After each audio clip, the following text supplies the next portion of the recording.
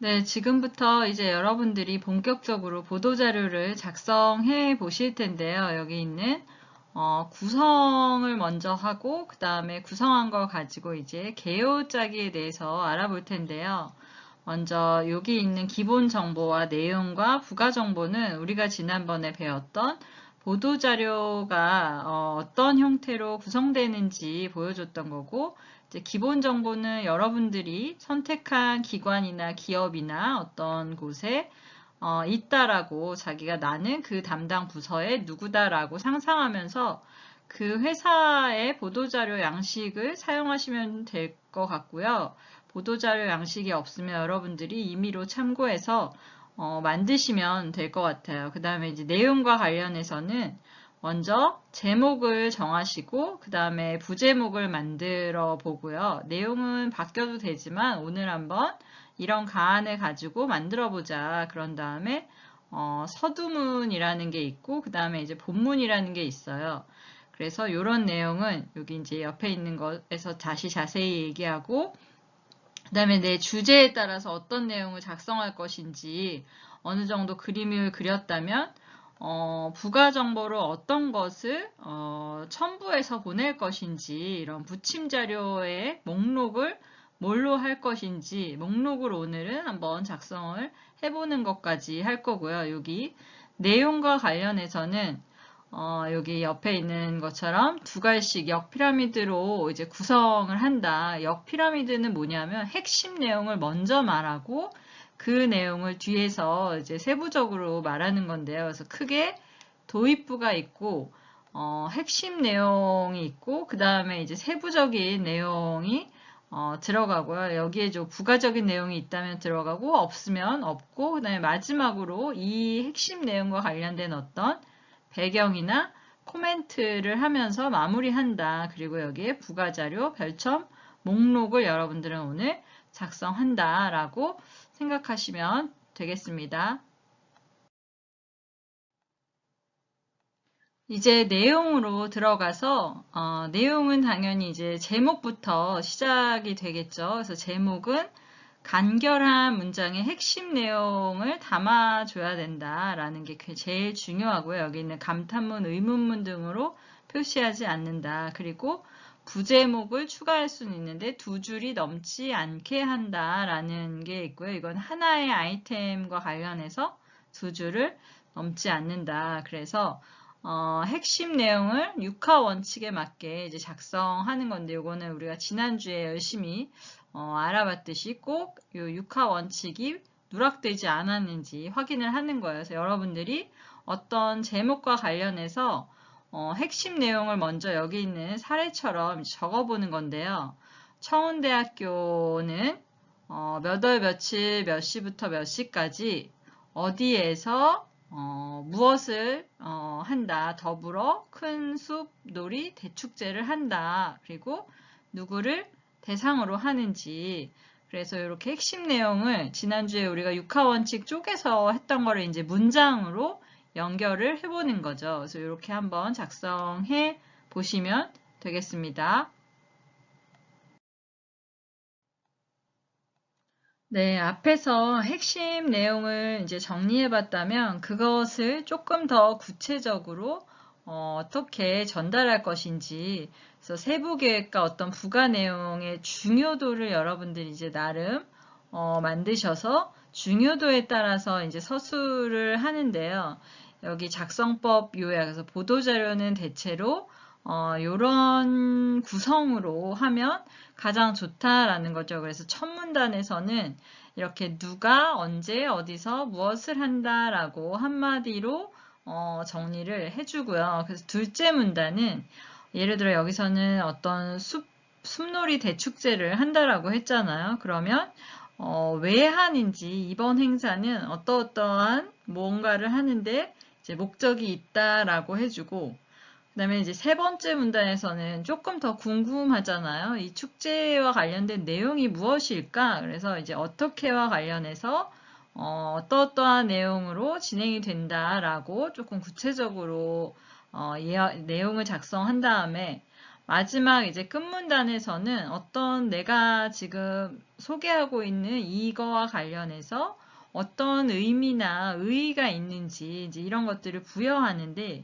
이게 근거 없이 내가 이야기를 하기보다는 어떤 전문가나 뭐 혹은 권위자나 뭐 이런 참여한 사람들의 견해를 통해서 이제 밝혀주는 거예요. 그래서 대부분의 기사 마지막에는 우리가 지난주 사례에서도 봤었지만 여기 같은 경우에는 축제를 뭐 기획한 기획자나 뭐 총감독이나 뭐 이제 이런 사람으로 해가지고 총감독 땡땡땡은 이제 이번 행사를 통해서 어떠한 의미가 있다 혹은 뭐뭐를 위해서 이러한 행사를 기획하게 됐다 혹은 이러한 행사를 만드는데 이러이러한 것을 반영하기 위해 노력했고 앞으로 뭐 이제 이렇게 해보겠다라는 어떤 의견을 밝히는 거예요. 그래서 때로는 이 축제를 기획한 참여한 사람들만의 이제 의견을 넣는 것도 있지만 참여를 하는 관객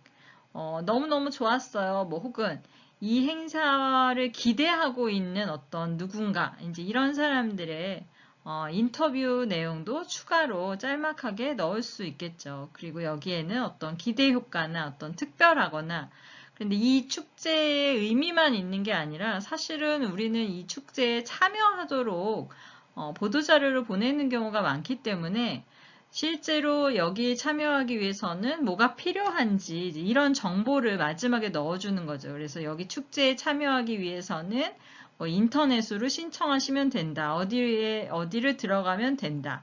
언제까지 해야 된다. 그래서 행사와 관련된 이제 정보를 마지막에 넣어주는 거고 여기에는 이런 게 필요한 경우에는 인터넷 주소라든가 어떤 회사 전화번호라든가 이런 것들이 반드시 들어가는 거죠. 열심히 홍보하고 실제로 참여하려고 어떻게 해야 되지 하고 정보가 없을 경우에는 큰일 나는 거죠. 그쵸?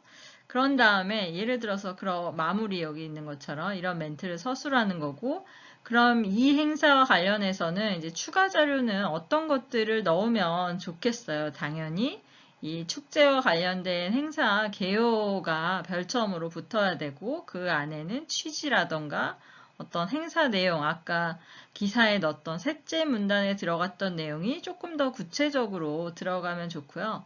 그 다음에 여기 같은 경우에는 사진이 굉장히 중요할 수도 있겠죠. 영상이 있을 경우에는 영상도 별도로 제공할 수 있다. 그래서 여러분들은 오늘 요 정도까지는 해보시면 좋을 것 같아요.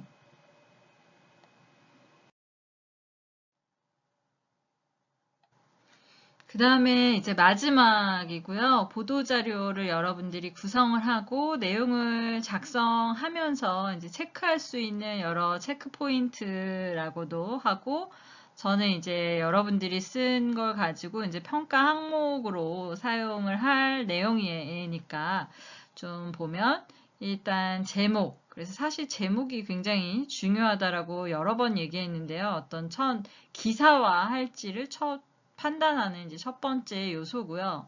저는 이거를 어떻게 하냐면 사실을 담고 있는지 그 다음에 전달 내용의 핵심을 잘 부각하고 있는지 그리고 사실에 의거해서 그쵸 당연히 제목을 뽑아야 되는 거고요. 그래서 이런 것들을 체크해 볼 거고요. 그 다음에 이제 부제목 그래서 좋은 어떤 리드는 기자의 관심을 끌 수 있고 분위기를 이제 설정하는데요. 이 부제목도 제일 중요한 거는 이 제목하고 연관성이 있어야 돼요. 그래서 제목 따로 놀고 부제목 따로 놀고 혹은 제목에 있는데 제목에 있는 내용이 그대로 또 들어가고 있다거나 이제 이런 것들을 잘 확인하시고 짧은 문장, 전문 용어 사용하지 않기 네, 그다음에 완결되었거나 뭐 예측 가능한 내용인지 그 다음에 이제 본문도 앞에서 설명한 것처럼 중요한 내용을 먼저 하고 보충 설명이나 이제 사례를 통해서 이해할 수 있도록 잘 만들어졌는지, 그래서 가장 기본적인 6화 원칙 들어갔는지,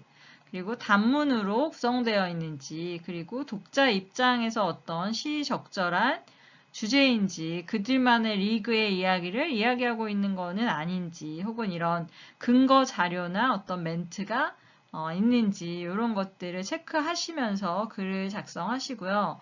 글을 다 작성한 후에 검토하는 방법이 있는데요. 이제 3번 읽으라고 하거든요. 어떤 식으로 3번 읽느냐 하면 여러분들이 기자도 아니고 홍보 담당자도 아니에요. 여러분들이 어떤 매체의 편집자예요. 그래서 편집자의 눈으로 한번 읽어보고 그 다음에는 이제 교열자의 눈으로도 보고 독자의 눈으로도 우리가 그 기사를 다른 관점으로 바라볼 필요가 있다라는 거죠. 그래서 편집자 눈에도 역시 주요 정보가 제목과 리드에 반영되었는지가 굉장히 중요한 거죠.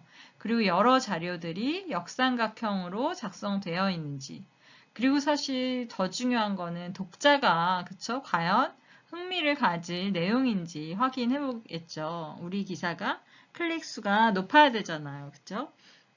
그 다음에 교열자의 눈으로 봤을 때는 당연히 어떤 만연체가 아닌 단문으로 됐는지 띄어쓰기나 어떤 맞춤법이 제대로 되어 있는지 문장의 주어와 수어 이런 호응관계 맞는지 이거 틀리는 경우가 굉장히 많은데 이런 것들 잘 꼼꼼히 보면서 네, 마지막으로는 이제 독자의 눈으로 보는 거거든요.